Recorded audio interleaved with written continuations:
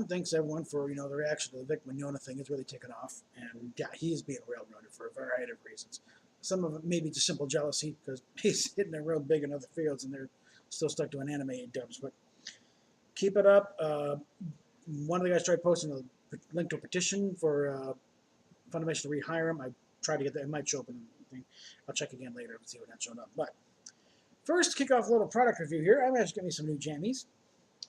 And these guys right here. There we go. Forget the manufacturer here, but they are a licensed Star Trek pajamas here. You don't have to go to a Novos now to get the command shirt in the right shade. For a quick and dirty cosplay situation, it's a nice option. Got stripes are silkscreen, but they're pretty accurate. The insignia is embroidered. Collar is okay for the for what you pay. I think like $13 something. And jammies are pretty good. Everything's all cotton. It's nice and stretchy, which is good because apparently the way I do pajamas, it's like normally I wear an extra large shirt, but they kind of do the whole pack, all of you. So I had to go with the small. Because if I got an extra large on this one,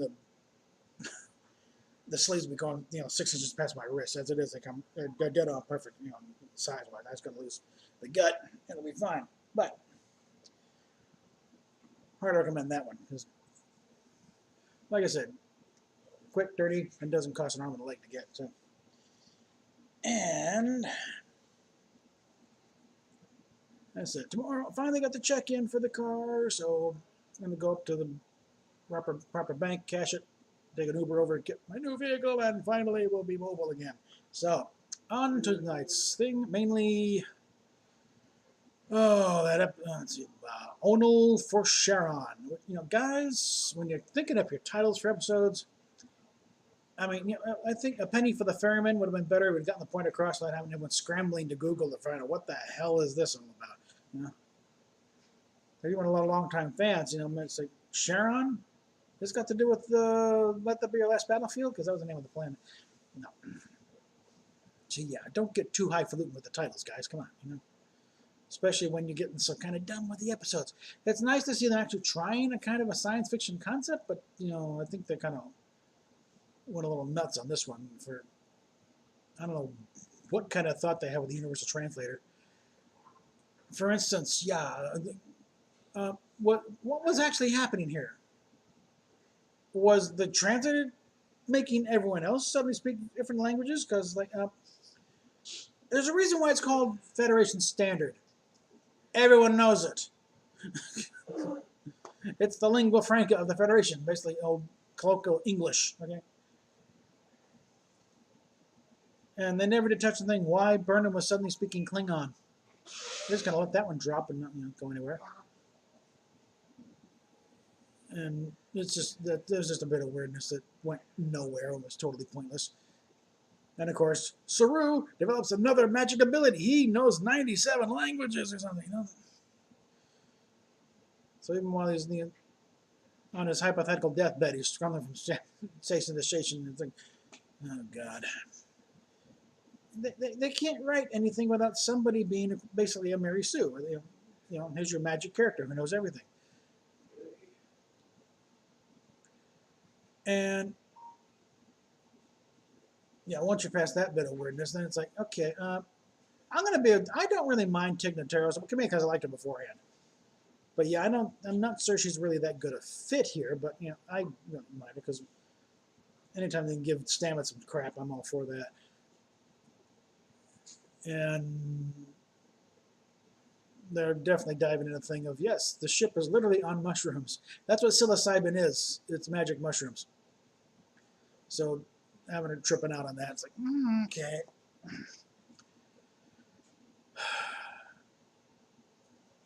So yeah, we're gonna go. Anyway, we got to see Tilly all gooped up. So whatever that's all for. But and a lot of it, it really didn't seem to go anywhere. I mean, an interesting concept, but how they got there was a bit bizarre. So I'm not sure. And I think this is still one of the first 5 episodes where they had to do the massive reshoots. So it could be why it's so disjointed. All right. So there you go. It's like we're still in the carry of improvement. In this case is not as sucky, so but still not quite there. So we're back to Vic. It's like keep up the pressure, guys, because the fact they're starting to react badly to all the attention, kind of shows that they know they ain't got a case.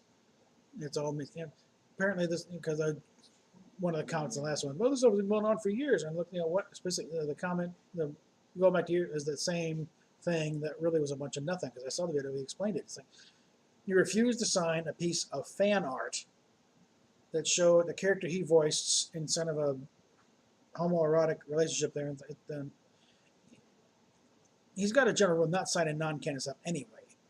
But I think especially considering he's not that comfortable doing that. But did you have something else I could sign? And yeah, he signed it. And then they also said he went over and yelled at somebody at the other table. But that was playing along with it because he explained he was presented with a little sculpture of one of his characters. And he thought, this is great. And it was for him. And who did that? And the guys over there at that table. He went over to talk to him. Yeah, great. This is what we're saying. And they said, yeah, hey, can we do something, like challenging another guy, probably another voice actor or something. To something. Oh yeah, sure. What do you want to do? Okay, now you want a piece of me? No, and that's what he was doing. He was playing along. He was doing a bit. So be careful when people, only get half the information because you get half the story, and you end up ruining someone's life over it. Hello, John D. Yes, he's yeah, up to the kneecap, chew vigorously. Anyway, yeah. Tomorrow, barring some major calamity, I'll finally get a new vehicle tomorrow, and we'll be mobile and out of Kid Sis's hair, and she'll be able to get her smaller place. We can get out of here, and eventually hoping getting back to Denver because the radio job as such didn't come through, but the gal doing the hiring, the program director, wants to stay in touch, and I'm all for that because that's a very valuable contact to maintain. So I hope. If she wants to meet face to face when we're back in town, I'm hopefully be back in town in time for Starfest because I still want to run that panel. Well, again, if it's a panel thing, then they're paying us essentially. That's the way it works. We've done panels before, remember? Yeah, I tried to do one once. Well, it was a free ticket to the con, so don't bitch. If they have any open, because actually, there's a lot of empty spots on the schedule, but also list of panels. There's a lot of panels listed there, so see if they have any openings.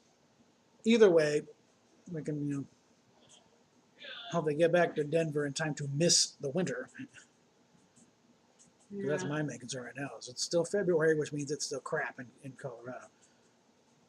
So get back there and maybe at least kind of restart things. And again, having a nice new working vehicle that is not going to crap out on us. And get at the very least get back up to KGNU and get a gig back on there so I can keep the resume current. But also, thanks for the support. Keep it coming because we ain't out of this yet by a long shot. But we're gonna. Oh yeah, we need more subs because the next part of the equation is not just the 1,000 subscribers; it's also the 4,000 hours per 12-month period.